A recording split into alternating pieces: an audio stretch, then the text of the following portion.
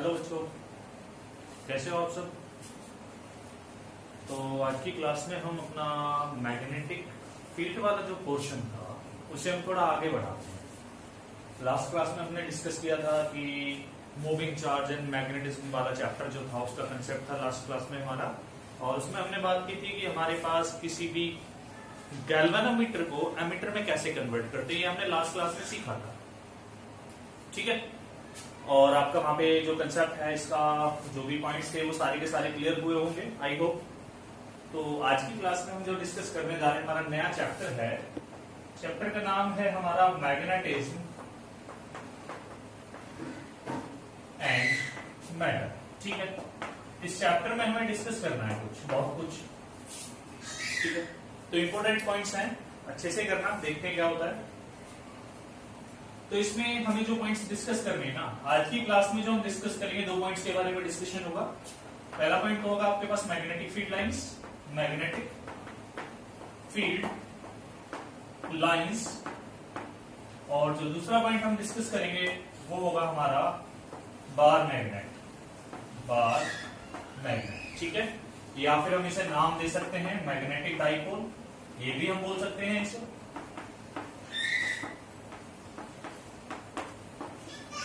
तो आज की क्लास में हमें ये टॉपिक डिस्कस करना है, देखते हैं क्या होगा फिर। तो देखो, मैग्नेटिक फील्ड लाइंस होंगी जो मैग्नेटिक फील्ड की डायरेक्शन इंडिकेट कराएंगी। अगर हम इन्हें डिफाइन करने जाते हैं मैग्नेटिक फील्ड लाइंस को, तो डिफाइन करने में क्या आएगा हमारे पास, बेसिकली हम कह सकते हैं these are the imaginary lines, imaginary curves which can be formed, ठीक है, which can be formed when a free north pole is allowed to move along them, या फिर हम कह सकते हैं along these lines। ठीक है, क्लियर हुआ पॉइंट, वो हमारे पास हो जाएगा मैग्नेटिक फील्ड लाइंस। और अगर हम बात करते हैं बार मैग्नेट के बारे में, बार मैग्नेट हमारे पास क्या था, बेसिकली एक स्फीयर टाइप का, रेक्टेंगुलर टाइप का हमारे पास हम कह सकते हैं मैग्नेट्स होता है, क्यूबॉइड टाइप का मैग्नेट होता है। ठीक है, उस पे हमारे पास दो पोल होंगे, एक हमारा होगा नॉर्थ पोल और एक होगा हमारा साउथ पोल। ठीक है, इन दोनों पॉइंट्स के बीच में हमें डिस्कशन करना है आज की क्लास में। चलो करते हैं कंटिन्यू अपने लेक्चर को।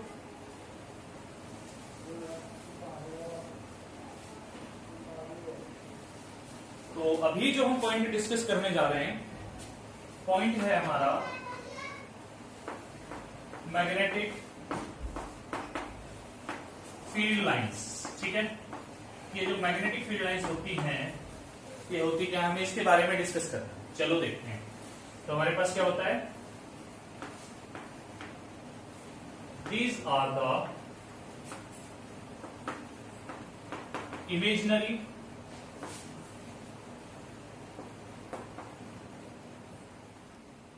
Lines, imaginary lines formed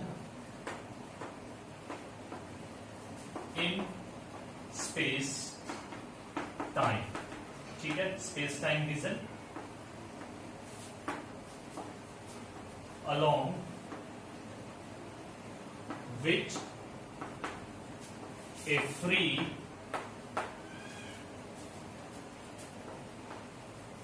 north pole of a magnetic needle align, या फिर हम कह सकते हैं और मूव। ठीक है, ये हमारे पास होगी स्टेटमेंट किसके लिए, मैग्नेटिक फील्ड लाइंस के लिए। ठीक है, तो हम देखते हैं मैग्नेटिक फील्ड लाइंस की फॉर्मेशन कैसे होगी, या फिर आप चाहो तो दूसरी स्टेटमेंट भी बोल सकते हो इसके लिए। और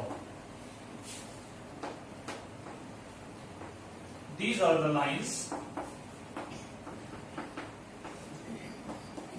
tangent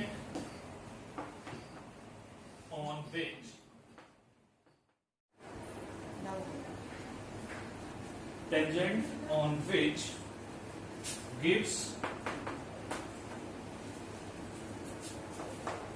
the direction of net magnetic field at that point। ठीक है, एट दैट पॉइंट। तो ये भी हमारे पास सेकंड डेफिनेशन बनती है मैग्नेटिक फील्ड लाइंस की। ठीक है, तो हम अपने अकॉर्डिंग जो भी यूज कर सकते हैं, इट डिपेंड्स ऑन अस। ठीक है, अब देखिए मैग्नेटिक फील्ड लाइंस की फॉर्मेशन कैसे होती है। चलो कंसीडर किया हमने, ये हमारे पास क्या है, कोई बार मैग्नेट है। इस बार मैग्नेट के पास ये हो गया इसका नॉर्थ पोल, ये हो गया इसका साउथ पोल। ठीक है, तो यहां से हम कोई मैग्नेटिक निडल लेके आते हैं। ठीक है, कोई मैग्नेटिक निडल लेके आते हैं, ये हमारे पास मैग्नेटिक निडल है। ये मैग्नेटिक निडल का साउथ पोल, ये मैग्नेटिक निडल का नॉर्थ पोल।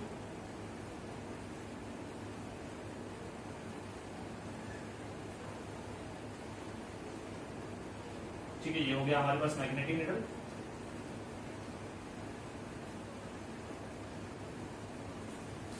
ठीक है, अब जब हम इस मैग्नेटिक निडल के नॉर्थ पोल को, इस नॉर्थ पोल को यहां पे लेके आते हैं, इस पॉइंट के पास लेके आते हैं। देखो हम एक बात जानते हैं कि नॉर्थ और नॉर्थ के बीच में रिपल्शन होता है, तो उस रिपल्शन की वजह से क्या होगा, जो नॉर्थ पोल होगा वो क्या करेगा, वो ऊपर की तरफ मिलेगा इस डायरेक्शन में।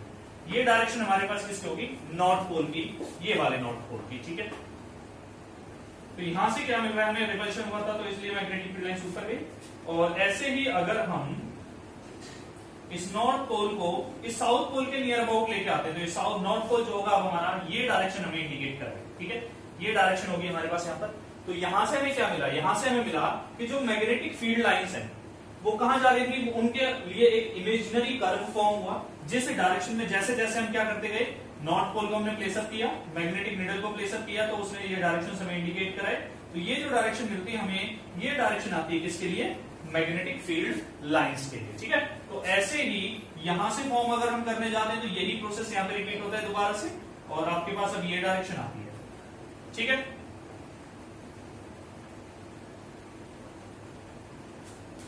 ये हो गया, और यहां पर आपके पास ये डायरेक्शन होगी।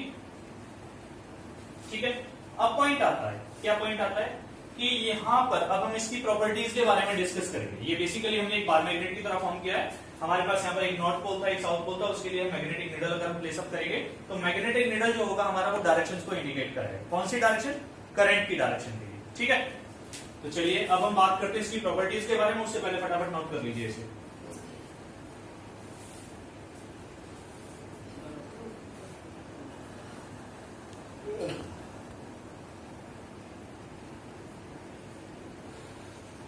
हो गया, चलिए अब प्रॉपर्टीज के बारे में डिस्कस करते हैं।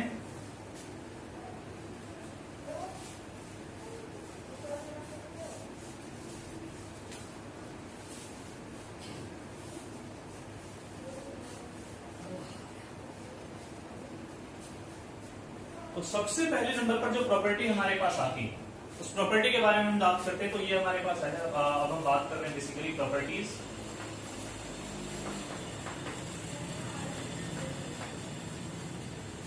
जो फर्स्ट नंबर की प्रॉपर्टी है, ये हमारे पास है, these are the lines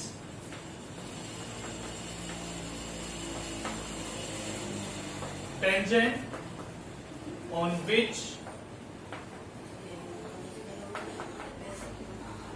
gives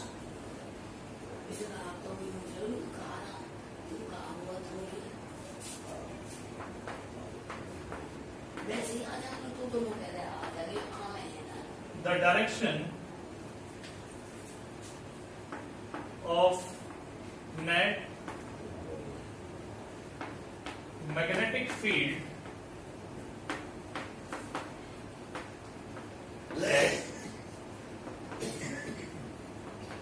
that point. ठीक है, ये हमारे पास हो गया पहला पॉइंट। दूसरे पॉइंट के बारे में अगर हम बात करते हैं, देखो मैग्नेटिक फील्ड लाइन जो थी, उन्होंने स्टार्टिंग लिया कहां से, नॉर्थ पोल से, और एंडिंग लिया कहां पर, मींस जो नॉर्थ, ये मैग्नेटिक लाइंस है, मैग्नेटिक फील्ड लाइंस है, मूव कहां कर रही है, ये आउटसाइड द मैग्नेट। अगर ये मैग्नेट के बाहर है तो ये जा रही है आपके पास north pole to south pole. तो यहां पर हम बात करते हैं outside the magnet,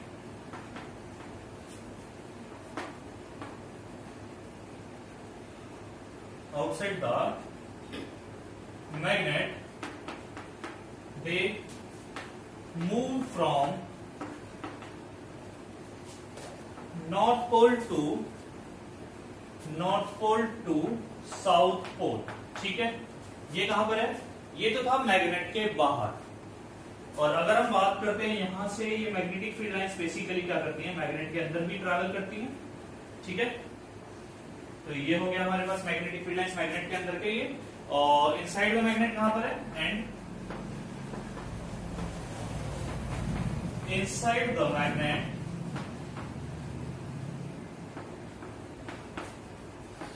they move from south to north pole. ठीक है, ये चीज क्लियर हो गई। अगर यहां पर हम इसे डाइपोल के साथ रिजेंबल करने जाते हैं, इलेक्ट्रिक डाइपोल हमने पढ़ा था फर्स्ट यूनिट के अंदर था, यहां पर हमारे पास प्लस क्यू चार्ज ले लिया, यहां हमने माइनस क्यू चार्ज ले लिया। तो जो हमारे पास इलेक्ट्रिक फील्ड लाइंस थी वो बेसिकली मूव करके जाती थी, कहां से कहां? पॉजिटिव से नेगेटिव चार्ज की तरफ। ठीक है, ये डायरेक्शन थी हमारे पास, ये डायरेक्शन पॉजिटिव चार्ज, ये पॉजिटिव चार्ज, ये हमारा नेगेटिव चार्ज। ठीक है, अब अगर हम इसमें देखते हैं तो हमारे पास क्या था? इलेक्ट्रिक फील्ड लाइंस जो थी कभी भी नेगेटिव से पॉजिटिव वापस नहीं आती थी, ओनली पॉजिटिव से नेगेटिव ही जाना होता था हमें। ठीक है, तो यहां पर भी जो फील्ड लाइंस है वो क्या ट्रेवल कर रही है? यहां पर जो हमारी मैग्नेटिक फील्ड लाइंस है वो आउटसाइड चल रही है तो नॉर्थ टू साउथ, और अगर इनसाइड चल रही है तो साउथ टू नॉर्थ। तो इससे क्या पता चला हमें? इससे हमें रिजल्ट मिलता है कि जो मैग्नेटिक फील्ड लाइंस है वो क्या कर रही है? क्लोज लूप फॉर्म कर रही है। ठीक है, तो यहां पर थर्ड प्रॉपर्टी हम कह सकते हैं, दे फॉर्म क्लोज लूप्स। ठीक है, इन्होंने क्लोज लूप फॉर्म किया है तो इसलिए हम बोल सकते हैं कि दे फॉर्म क्लोज लूप्स। अब बात करते हैं प्रॉपर्टी नंबर 4। प्रॉपर्टी नंबर 4 हमारे पास क्या आएगा? देखो, जैसे हमने याद होगा आपको इलेक्ट्रिक फील्ड लाइंस के अंदर डील किया था, इलेक्ट्रिक फील्ड लाइंस में हमने पढ़ा था कि two electric field lines can't intersect each other. चलिए, ये पॉइंट हमने ले लिया। ठीक है, अब हम बात कर रहे हैं मैग्नेटिक फील्ड लाइंस की। तो पहले हम लिख देते हैं two magnetic field lines, magnetic field lines can't intersect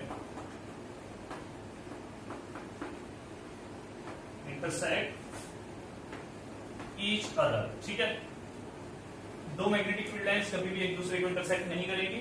चलो हम कंसीडर कर लेते हैं कि two magnetic field lines intersect each other.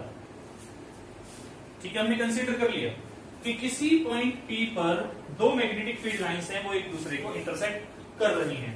अगर हम यहाँ पर नेट मैग्नेटिक फील्ड लाइंस की डायरेक्शन फाइंड आउट करने जाते हैं तो देखो, इसके लिए तो इस वाली लाइन के लिए, इस वाले कर्व के लिए जो डायरेक्शन हमें मिलती है मैग्नेटिक फील्ड लाइंस की, वो डायरेक्शन इस तरह आती है। ये हमने कंसीडर किया B1। ठीक है, अब ऐसे ही अगर इसके लिए हम फाइंड आउट करने जाते हैं तो ये डायरेक्शन हमें यहां पर ये मिलती है, इसे हम कंसीडर कर लेते हैं B2। ठीक है, तो यहां पर देखो हमें क्या रिजल्ट मिला? हमें रिजल्ट मिलता है eight the point of intersection, point P। Point P जो था इंटरसेक्शन वाला पॉइंट था, इस पॉइंट पर क्या था हमारे पास रिजल्ट आया कि दो डायरेक्शन मिले, एक ही फील्ड के दो डायरेक्शंस हमें फाइंड आउट होते हैं, मिलते हैं। ठीक है, which is not possible. So we can say two magnetic field lines can't intersect each other. क्यों इंटरसेक्ट नहीं कर सकते हैं? क्योंकि at the point of intersection there whenever we will draw the tangents we find two directions of magnetic field at that point which is not possible. That's why two magnetic field lines can't intersect each other. ठीक है, ये point हो गया। बात करते हैं next point के बारे में, point number 5। closer the field lines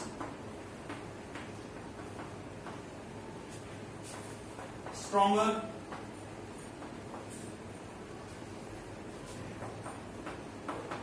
is the magnetic field. ठीक है, अगर फील्ड लाइंस क्लोजर होंगी तो क्या होगा? जो रिजल्ट आपका होगा, फील्ड लाइंस अगर क्लोजर हैं, ठीक है, जो फील्ड होगा मैग्नेटिक फील्ड होगा, वो मैग्नेटिक फील्ड क्या होगा? स्ट्रॉन्ग फील्ड होगा। देखो यहां पर देख लो आप, यहां से रिजल्ट मिल रहा है हमें, तो यहां से हम कह सकते हैं कि यहां पर क्या है, फील्ड लाइंस एक दूसरे के ज्यादा क्लोज है, तो यहां पर मैग्नेटिक फील्ड ज्यादा होगा और यहां इस रीजन में मैग्नेटिक फील्ड कम होगा। ठीक है, क्लियर है? चलिए ये चीज हम थोड़ा सा एक और एग्जांपल से इंडिकेट कर लेते हैं।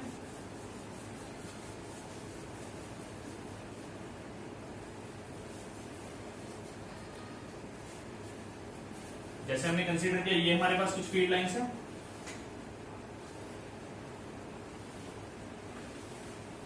हमारे पास कोई पॉइंट है P यहां पर है, ठीक है, और पॉइंट Q यहां पर है। तो अगर क्वेश्चन बात आती है कि मैग्नेटिक फील्ड स्ट्रेंथ जो होगा वो पॉइंट P पर ज्यादा होगा या पॉइंट Q पर ज्यादा होगा, तो देखो पॉइंट P के पास अगर हम बात करते हैं कितनी फील्ड लाइंस हैं, क्लोज हैं, ठीक है, पॉइंट P के पास जो फील्ड लाइंस है वो एक दूसरे के क्लोज हैं, बहुत ज्यादा क्लोज हैं। तो हमारे पास जो रिजल्ट बचता है हम कहते हैं कि magnetic field of point P will be greater than magnetic field of point Q, ठीक है, ये पॉइंट हो गया हमारे पास। क्लियर है चीज? चलिए अगर हम बात करते हैं पॉइंट नंबर 6 के बारे में, तो पॉइंट नंबर 6 क्या होगा हमारे पास, अगर हमारे पास field lines are parallel to each other, या फिर हम कहते हैं field lines are equidistance from each other, then we can say field will be uniform field, magnetic field, ठीक है। If field lines are equidistant from each other,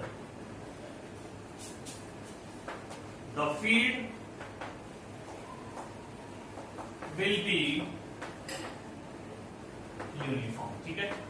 अगर field lines क्या होंगी, पैरेलल होंगी एक दूसरे के, या फिर एक दूसरे से इक्वी डिस्टेंस होंगी, तो हम उन्हें बोल सकते हैं कि जो फील्ड लाइंस होंगी, field lines will be parallel to each other. कैसे, जैसे एग्जांपल ले लेते हैं हम, ये हमारे पास कुछ फील्ड लाइंस होंगी, ठीक है, यहां पर हम देख रहे हैं फील्ड लाइंस क्या है, एक दूसरे के इक्वी डिस्टेंस है, पैरेलल है, ठीक है। जब फील्ड लाइंस हमारे पास पैरेलल हैं और हम बात करते हैं पॉइंट P यहां पर है, पॉइंट Q यहां पर है, तो जो हमारे पास मैग्नेटिक फील्ड होगा पॉइंट P का, वही मैग्नेटिक फील्ड होगा किसका, पॉइंट Q का, ठीक है। क्लियर है ये चीज? चलिए फटाफट से नोट कर लीजिए, फिर हम आगे बढ़ते हैं।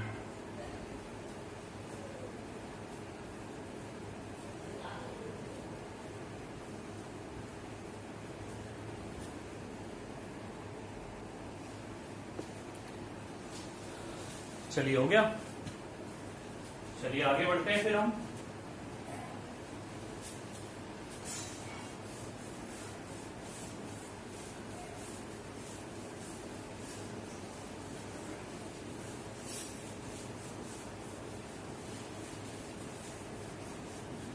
अब जो हम बात करने जा रहे हैं नेक्स्ट पोर्शन के बारे में आगे, वो हम बात करेंगे कि डिफरेंट डिफरेंट केसेस के लिए हमारे पास इलेक्ट्रिक फील्ड लाइंस कह रहा हूं, मैग्नेटिक फील्ड लाइंस हम कैसे ड्रॉ करेंगे। देखिए ये हमने कंसीडर किया, ये हमारे पास क्या था, कोई करंट कैरिंग वायर है, ठीक है, कोई करंट कैरिंग वायर, और आपको याद है राइट हैंड पाम रूल हमने यूज किया था, राइट हैंड पाम रूल याद है ना, करंट को हमको प्लेसअप करना इन द डायरेक्शन ऑफ, कहां पे, करंट, और जो हमारे पास फिंगर होगी वो इंडिकेट करेंगी मैग्नेटिक फील्ड की डायरेक्शन, ठीक है।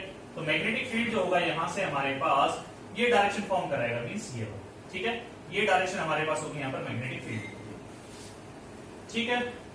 अगर हम बात करने जाते हैं आगे, ये कोई पॉइंट हमने ले लिया,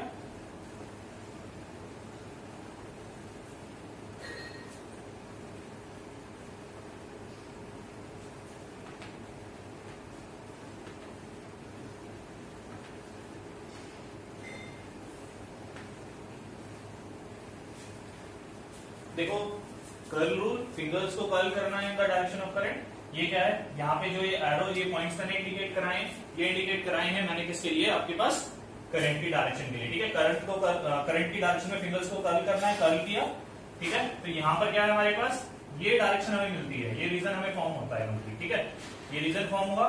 तो यहाँ हमारे पास जो मैग्नेटिक फील्ड मिल रहा है, वो मैग्नेटिक फील्ड कौन सा मैग्नेटिक फील्ड होगा, इनवर्ट मैग्नेटिक फील्ड। क्यों? क्योंकि देखो करंट की डायरेक्शन क्या है, ये करंट की डायरेक्शन हो गया, ये डायरेक्शन ऑफ करंट हो गया मैग्नेटिक फील्ड में, ठीक है। ये हमारे पास क्या है, पर डायरेक्शन ऑफ करंट है, ठीक है। तो जो मैग्नेटिक फील्ड होगा, मैग्नेटिक फील्ड क्या मिलेगा हमें, इनवर्ट मैग्नेटिक फील्ड मिलेगा, ठीक है। चलिए अब हम बात कर लेते हैं बार मैग्नेट के बारे में। बार मैग्नेट क्या होती है, कैसे फॉर्मेशन होगी, क्या क्या उसके इफेक्ट्स होंगे, वो इफेक्ट्स हम अब डील कर लेते हैं। अब हमारे पास आता है बार मैग्नेट, ठीक है। देखते हैं क्या होता है। बार मैग्नेट क्या था हमारे पास? बार मैग्नेट एक ऐसी अरेंजमेंट होती है जिसमें हम यूज करते हैं बेसिकली दो पोल होते हैं, एक होता है हमारे पास साउथ पोल, एक होता है नॉर्थ। ठीक है, ये हमने कंसीडरेशन में लिया कि इन दोनों पोल्स के बीच की जो डिस्टेंस है, इस डिस्टेंस को हम कंसीडर कर लेते हैं 2L, और हमारे पास M हम बोलते हैं M is the pole strength of each pole. ठीक है, सिंगल पोल की जो पोल स्ट्रेंथ है उसे हमने नाम दिया है यहां पर M। अब ये पोल स्ट्रेंथ क्या होती है? पोल स्ट्रेंथ का मतलब है कि इस पर्टिकुलर पॉइंट पर यानी इस पर्टिकुलर पोल पर कितने number of magnetic field lines enter कर रहे हैं या फिर कितने number of magnetic field lines leave out हो रहे हैं। कहने का मतलब यह है कि यहां इस पॉइंट पर कितना मैग्नेटिक फील्ड होगा, उस मैग्नेटिक फील्ड की जो स्ट्रेंथ होगी वो डिपेंड करेगी इस पोल स्ट्रेंथ के ऊपर। ठीक है, तो जितना ज्यादा पोल स्ट्रेंथ होगा मैग्नेटिक फील्ड उतना ज्यादा होगा। क्लियर है? ये चीज याद रखनी है आपको। और अगर इसके लिए यूनिट की बात करेंगे, यूनिट में अभी कैलकुलेट करा दूंगा इसकी क्या होगी। ठीक है, यहां तक क्लियर हो गया। अब हम बात करते हैं आगे, हमारे पास ये जो अरेंजमेंट थी, इस अरेंजमेंट को मैग्नेटिक डाइपोल भी बोलते हैं। This is also known as magnetic dipole. ठीक है, मैग्नेटिक डाइपोल भी बोला जाता है इसे। अगर हम बात करते हैं मैग्नेटिक डाइपोल मूवमेंट के बारे में, तो ये क्या होगी? Magnetic dipole movement. देखते हैं क्या होगी हमारे पास। मैग्नेटिक डाइपोल मूवमेंट होगी, जैसे आपको याद होगा इलेक्ट्रिक डाइपोल मूवमेंट, ये हमारे पास पॉजिटिव चार्ज हुआ करता था, ये हमारे पास नेगेटिव चार्ज हुआ करता था। ठीक है, तो हमारे पास जो इलेक्ट्रिक डाइपोल मूवमेंट हुआ करती थी वो था बेसिकली प्रोडक्ट था किसका? रिप्रेजेंटेशन था P से। और इलेक्ट्रिक डाइपोल मूवमेंट जो था हमारे पास वो था product of magnitude of either charge and distance between them. इन दोनों के बीच के डिस्टेंसेस को हम यूज करते हैं बेसिकली 2A। ठीक है, ये डिस्टेंस था यहां पर हमारे पास। अब हम बात कर रहे हैं मैग्नेटिक डाइपोल मूवमेंट के लिए। तो मैग्नेटिक डाइपोल मूवमेंट या बार मैग्नेट के लिए मैग्नेटिक डाइपोल मूवमेंट क्या होगा? ये होगा हमारे पास product of magnitude of either pole, magnitude of strength, या फिर हम कह सकते हैं magnitude of pole strength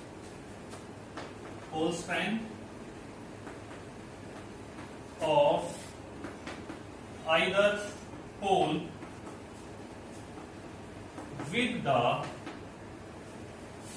separation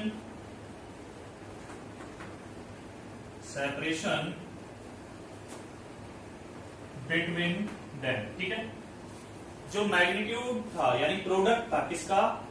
pole strength, और सेपरेशन बिटवीन देम जो था उनका जो प्रोडक्ट था, इस प्रोडक्ट को हमने नाम दिया था किसका?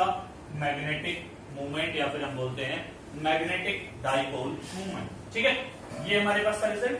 अगर हम डायरेक्शन के बारे में बात करते हैं, डायरेक्शन में आपको पहले भी बता चुका हूं। हाँ, जो डायरेक्शन होती है हमारे पास इसके लिए वो होती है basically south pole to north pole. ठीक है, south pole to north pole इसकी डायरेक्शन होगी मैग्नेटिक मूवमेंट के लिए। अब हम बात करते हैं इस M के लिए यूनिट क्या होगी। ठीक है, देख लेते हैं क्या यूनिट होगी। देखो आपके पास पॉइंट था, क्या पॉइंट था?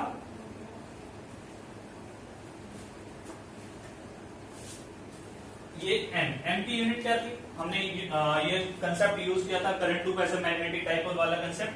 M जो था हमने पढ़ा था वहां पर I into A था। ये हमारे पास यहां से अगर हम यूनिट कैलकुलेट करने जाते हैं, करंट की यूनिट हो गया एम्पियर, एरिया की यूनिट हो गया मीटर स्क्वायर। तो हमारे पास एम्पियर मीटर स्क्वायर क्या यूनिट आती है मैग्नेटिक डाइपोल मूवमेंट की। लेकिन हमें किसकी यूनिट चाहिए पोल स्ट्रेंथ के लिए। तो पोल स्ट्रेंथ की हम कहां से निकालेंगे? पोल स्ट्रेंथ की यूनिट फाइंड आउट करने के लिए हम यूज करते हैं यहां पर ampere metre square is equal to M को हम कंसीडर कर लेते हैं।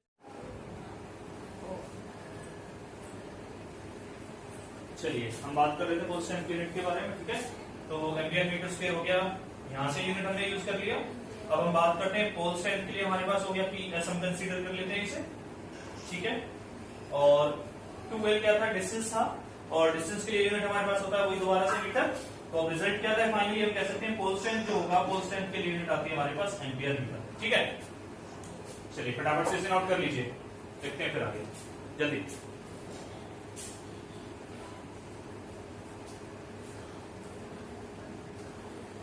हो गया। चलिए अब कुछ बार मैग्नेट की कुछ प्रॉपर्टीज हैं, हम इन्हें डिस्कस कर लेते हैं, क्या होगी क्या नहीं होगी।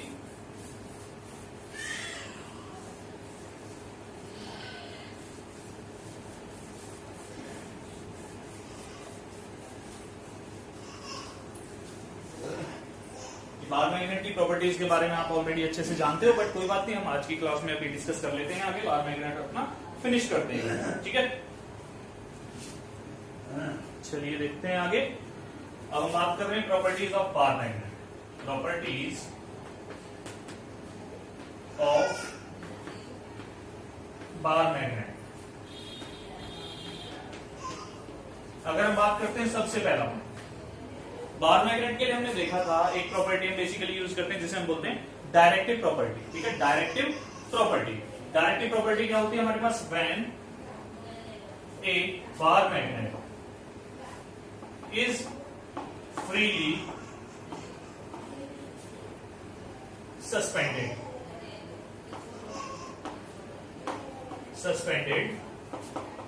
it will indicate, या फिर हम कह सकते हैं it will rest in south, या फिर हम कह सकते हैं नॉर्थ साउथ डायरेक्शन, ठीक है। जो बार मैग्नेट होती है हमारी वो नॉर्थ साउथ डायरेक्शन में सेटअप होती है, रेस्ट होती है।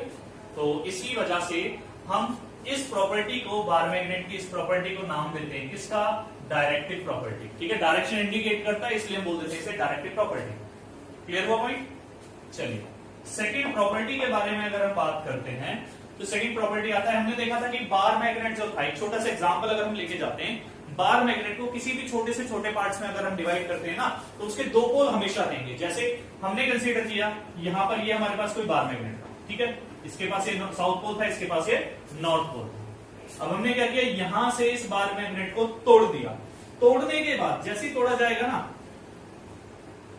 साउथ था तो यहां पर क्रिएट हो जाता है, इसका ऑटोमेटिक नॉर्थ पोल जनरेट हो जाता है, और दूसरे वाले एंड पर दूसरी वाली जो फॉर्मेशन थी ये नॉर्थ पोल था, तो यहां पर इसके लिए ऑटोमेटिक साउथ पोल जनरेट हो जाता है, ठीक है।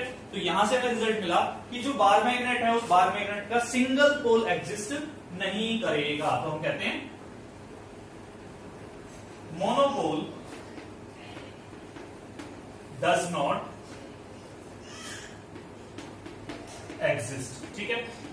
जो मोनोपोल होगा वो एग्जिस्ट नहीं करेगा, सिंगल पोल एग्जिस्ट नहीं करेगा, ठीक है। प्रॉपर्टी नंबर थर्ड, आप जानते हो इस प्रॉपर्टी के बारे में, तो like poles of a bar magnet repel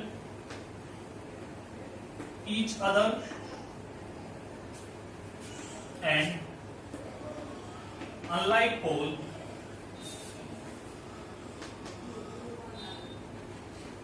attract each other, ठीक है। अनलाइक पोल्स जो होते हैं उनमें अट्रैक्शन होता है, हो गया। चलिए प्रॉपर्टी नंबर 4 हम कंसीडर करते हैं, जैसे हमने पढ़ा था Coulomb's law in electric field, याद है किसी को, ये हमने कंसीडर कर लिया साउथ पोल, ये हमने कंसीडर कर लिया नॉर्थ पोल। वैसे तो अगर बार मैग्नेट की हम बात करते हैं, इनकी जो पोल स्ट्रेंथ होती है वो इक्वल होती है, ठीक है। जो इलेक्ट्रिक फील्ड के अंदर पॉजिटिव चार्ज का काम होता है ना, वही नॉर्थ पोल का मैग्नेटिक फील्ड के अंदर होता है, ये चीज याद रखना। ये चीज याद रखनी है आपको कि जो काम इलेक्ट्रिक फील्ड के अंदर पॉजिटिव चार्ज का होता है वही काम मैग्नेटिक फील्ड के अंदर नॉर्थ पोल का होगा, ठीक है। याद रखनी है ये चीज आपको, ठीक है। तो हम बात कर रहे थे अभी कि हमने इलेक्ट्रिक फील्ड के अंदर पढ़ा था कि हमारे पास दो चार्जेस थे, Q1 और Q2, ये दो चार्जेस थे। इनके बीच में अगर हम फोर्स ऑफ अट्रैक्शन के बारे में बात करने जाते हैं या फिर फोर्स ऑफ रिपल्शन के बारे में बात करने जाते हैं, तो वो फोर्स हमें पता कैसे चलेगा। उस फोर्स के लिए हमने पढ़ा था F is equal to K Q1 Q2 divide by R square. Basically R क्या था हमारे पास, R था इन दोनों पॉइंट्स के बीच का डिस्टेंस, यानी चार्जेस Q1 और Q2 के बीच का डिस्टेंस था R, ठीक है। अब ऐसे ही यहां पर हमारे पास ये दो पोल होंगे मैग्नेट के, इन दोनों के लिए इसके लिए पोल स्ट्रेंथ M1 कंसीडर कर लेते हैं, इसके लिए M2 कंसीडर कर लेते हैं, इन दोनों के जो बीच का सेपरेशन है वो सेपरेशन हम R कंसीडर कर लेते हैं। तो अब जो इनके बीच में नेट फोर्स ऑफ अट्रैक्शन या फिर रिपल्शन होगा, हम कहते हैं फोर्स ऑफ अट्रैक्शन और रिपल्शन।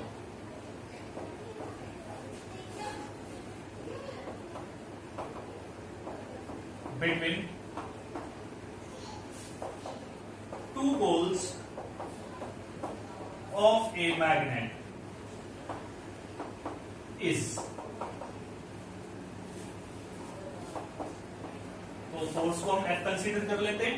जो फोर्स होगा F is directly proportional to the product of their pole strength and inversely proportional to the square of distance between them. ठीक है, तो यहां से जब आप इस प्रोपोर्शनलिटी साइन को रिप्लेस करते हो तो F is equal to constant K M1 M2 divide by R square, ये रिजल्ट आता है। और जो K होता है हमारे पास मैग्नेटिक फील्ड के अंदर, K जो होता है उसकी वैल्यू होती है हमारी म्यू नॉट बाय 4 पाई। ठीक है, तो फाइनली फोर्स कितना मिलता है आपको, फोर्स की जो वैल्यू आती है, फोर्स आता है आपके पास mu naught by 4 pi M1 M2 divide by R square. ये क्या होता है हमारे पास, ये होता है मैग्नेटिक फोर्स, हम कह सकते हैं between the two poles of a magnet. Clear हुआ पॉइंट? तो जल्दी से नोट कर लीजिए।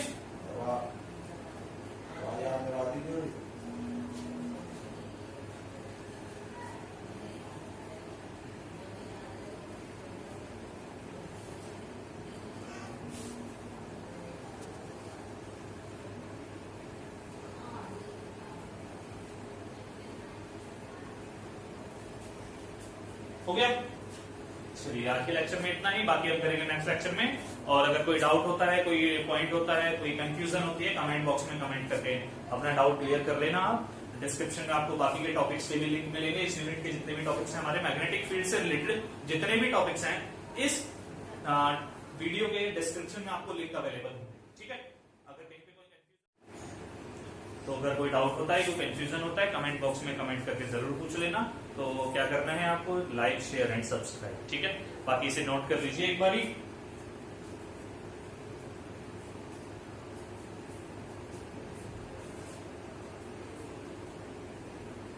हो गया? चलिए मिलते हैं फिर नेक्स्ट लेक्चर में, नेक्स्ट वीडियो के अंदर।